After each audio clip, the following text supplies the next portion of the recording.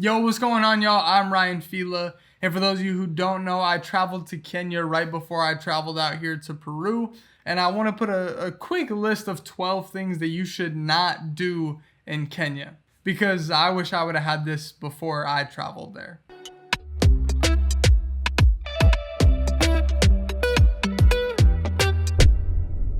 It's always good to know the do's of a location, but it's equally as good to know the don'ts. So let's get right into it.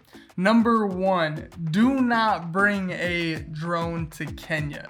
Don't try to fly in with it. I personally would not try to sneak it into Kenya. And if you get there, especially in Nairobi, I wouldn't fly it in the city. From my experience while I was there, I would not risk it. Drones are illegal in Kenya, especially from foreigners. If you are a local there, you can purchase one. I'm not sure if you're a foreigner that you're allowed to purchase one, but you do have to have the license for it. I mean, in everywhere in the world they say that. I don't know how true that is, but if you're a foreigner, I would definitely not try to bring one through TSA because it will probably get confiscated, and good luck trying to get that back. Number 2, do not shoot photos in Nairobi city center. It is not welcome. If you bust out a camera like the one I'm currently recording on and you're downtown, if the cops see you and they want to get some money, they will stop you and tell you that you need a permit. Now, getting this permit isn't really a thing. I mean, online you can research it, and if you were like filming a big movie, it's probably a thing. But realistically, what you'll have to do if you want to take photos in downtown Nairobi, which I don't blame you, it's an incredible landscape, an incredible cityscape I should say, and very photogenic. What you will have to do is go down to the police station and basically bribe the police to walk around with you to take photos of the city. So they'll walk around with you for a couple hours, an hour, depending on how they're feeling and how much you pay them, and you can shoot without any disturbances. But besides that, you can definitely get fined for taking photos downtown. Here's a quick video of my experience to give you an idea.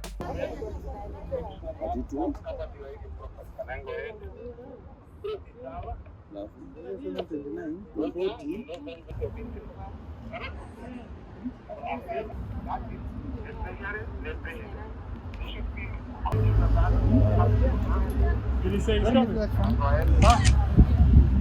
This is fucking crazy. Number 3, don't be surprised by the local price and the foreigner price. They are steep and they are different, but they're legit. In most state parks, a lot of tourist attractions, even if you're doing like through a tourist agency, it will be different prices, but that's typical in Kenya. You're not getting ripped off. That's legit. Number 4, don't stay in your comfort zone. I'm originally from the United States, and a little bit of transparency here. Kenya was the most different, most shocking place to me that I have traveled. And my word of advice for you is, if you're coming from Western life, or I would assume even if you're coming from the Eastern world like Asia, that you shouldn't stay in your comfort zone when you travel to Kenya, because there are some incredible people, there's some incredible cuisine, there's some incredible geographical landscape and experiences to be had. But I found it very tempting to stay in my comfort zone and stay inside, especially with the pandemic and chaos of Nairobi in general. But I strongly recommend that you don't stay in your comfort zone and you go experience Kenya for everything that you can. Number 5, do not drink your coffee right after you get it. I don't know what it is about Kenya, but they pipe that coffee pot as hot as possible. That espresso is gonna come out at 300 degrees. Don't drink the coffee right after you get it, please. Number 6, don't be afraid, but don't be stupid. If you're down in the city center, don't have your phone out like taking a bunch of selfies, especially if you're on the back of a boda like I was in this video. And there's Josh right behind us. On my head, like yeah, I'm proud of what I did. I'm gonna come up. Just don't do that. Or if you do that, be aware that it is a strong possibility that somebody may at least attempt to snatch your phone.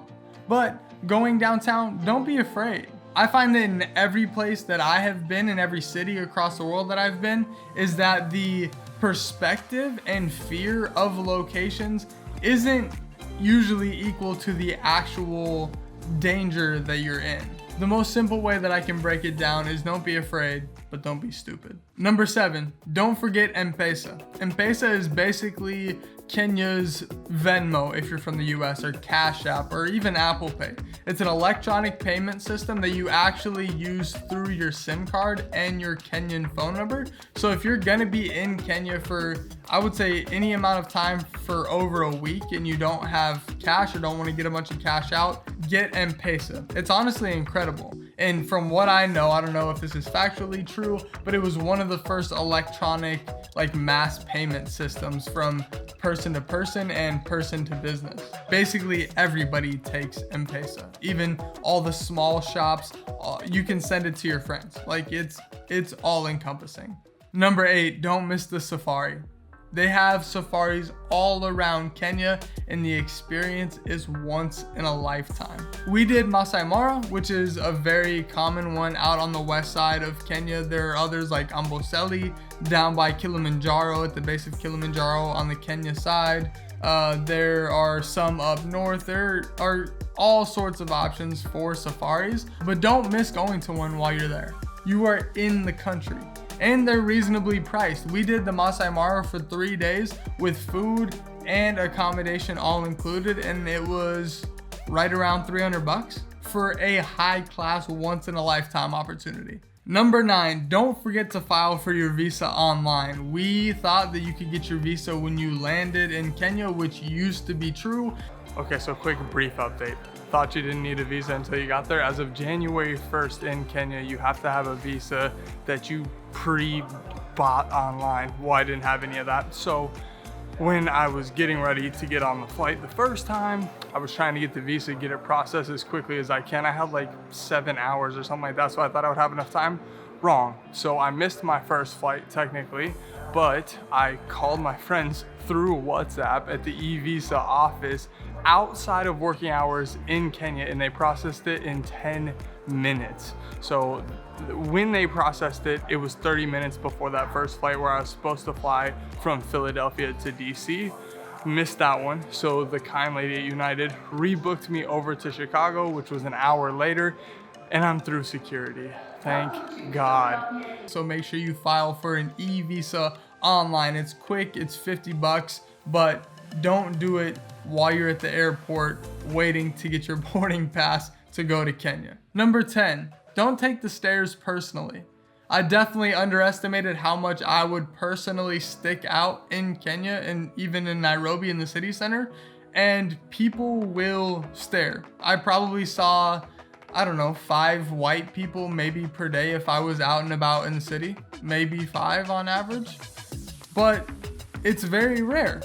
And you just have to understand that people are going to stare at you, but they're not staring at you because there's something wrong with you. They're staring at you because you are different. It's a different visual stimulation. And when we see things that are different, we look. And I don't know if it's cultural or if it was just my experience, but when I was in Kenya, people will stare. You look back at them, and as somebody from the US, you think, oh, they'll look away. Nah. They will stare at you, and they will continue to stare at you as you walk by.